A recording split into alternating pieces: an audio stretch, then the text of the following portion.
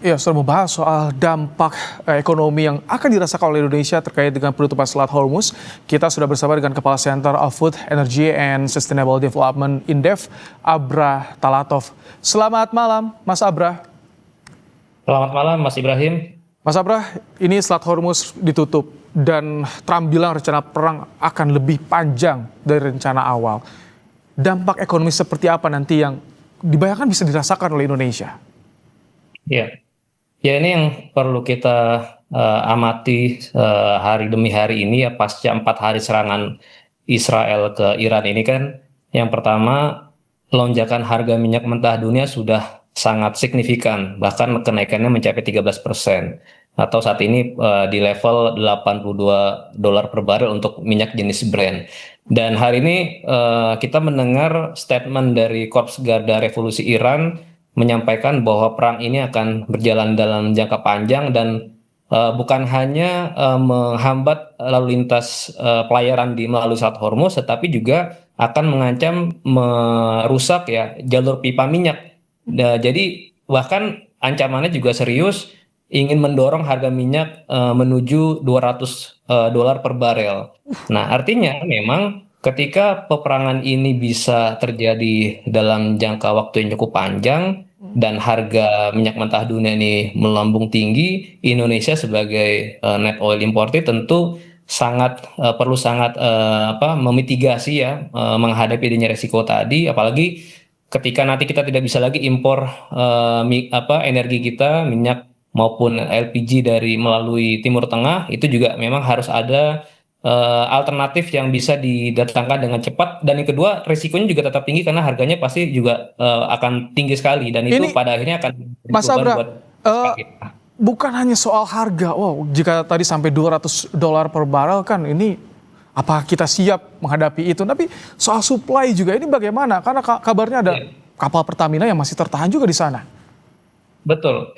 Jadi memang situasinya sangat serius, sangat berbeda jauh dengan situasi ketika pecah perang Rusia dan Ukraina, karena kita masih tetap bisa mendapatkan pasokan meskipun harganya melonjak waktu itu $120 per barel, tetapi konsekuensinya di tahun 2022 pemerintah harus menambah alokasi subsidi dan kompensasi energi dari 150 triliun menjadi 550 triliun. Nah, sekarang ini selain adanya resiko harganya melonjak tinggi, kedua belum tentu kita bisa mendapatkan pasokan gitu, karena pertama kita harus mencari dari negara lain ya, salah satu yang paling memungkinkan adalah dari Amerika karena pemerintah juga sudah melakukan kerjasama Oke. bilateral. Yang kedua, negara-negara lain tentu juga akan berebut, jadi bukan hanya Indonesia yang mengalami kegentingan terhadap pasokan energi, tetapi juga negara-negara besar lain seperti Tiongkok dan juga India.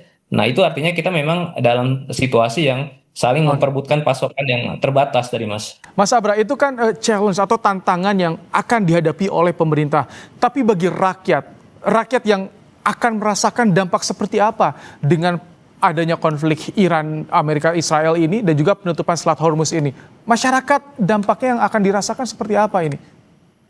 Ya, ketika tadi nanti harga minyak melonjak tajam, kemudian dalam pengadaannya itu juga tadi akan ditransmisikan terhadap harga jual. Kan ada dua jenis BBM kita, itu BBM yang disubsidi dan BBM yang non subsidi. Nah, BBM yang non subsidi ini pasti nanti akan mengalami koreksi harga secara bisnis as usual. Nah, artinya nanti akan ada potensi shifting konsumen BBM yang non subsidi ke BBM subsidi, padahal yang BBM subsidi ini kan kuotanya dibatasi. Nah, kemudian yang kedua juga alokasi untuk subsidinya juga sudah ditetapkan di anggaran 2026 ini, dan saya kira ruang pemerintah untuk menambah tambahan subsidi energi ini sangat terbatas sekali, beda sama tahun 2022. Karena 2022 waktu itu defisit kita masih boleh lebih dari 3% terhadap GDP, tapi kan defisit kita tahun ini sudah dipasang 2,68% atau senilai Jadi ini 689 triliun. Mas Abra, ancamannya selain tadi BBM,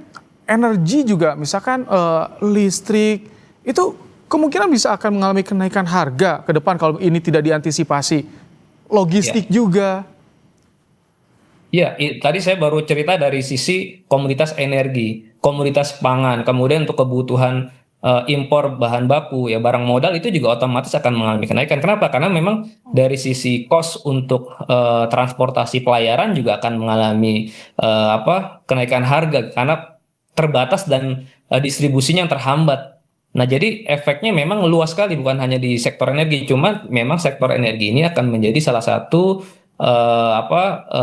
komponen belanja yang akan memantik ya kenaikan biaya harga-harga yang lain.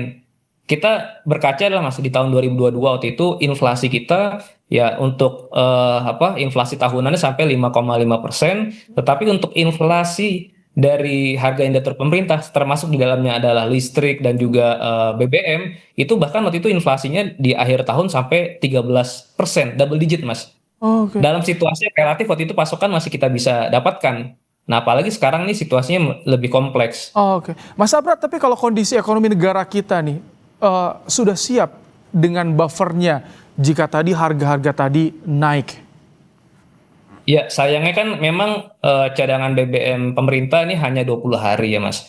Ya, tentu pemerintah berkejaran dengan waktu untuk mendatangkan lagi tambahan suplai minyak mentah maupun BBM jadi.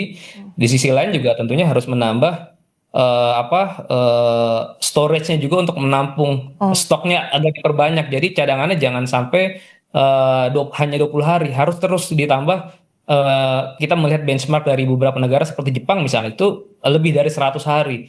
oke. Jadi kita juga harus melihat, mengukur bagaimana nanti kira-kira kalau ada gangguan pasokan, maka sampai batas berapa bulan kita mampu memenuhi baik dari pasokan di dalam negeri maupun ketersediaan dari luar negeri yang sangat terbatas tadi. Baik, ini menjadi tantangan tadi saya bilang pada pemerintah untuk bisa bersiap menghadapi bagaimana dengan segala kemungkinan yang ada. Terima kasih Kepala Center of Food Energy and Sustainable Development Indef, Abra Talatov, telah menyampaikan pandangannya di program Kompas Malam hari ini. Sama-sama Mas Ibrahim.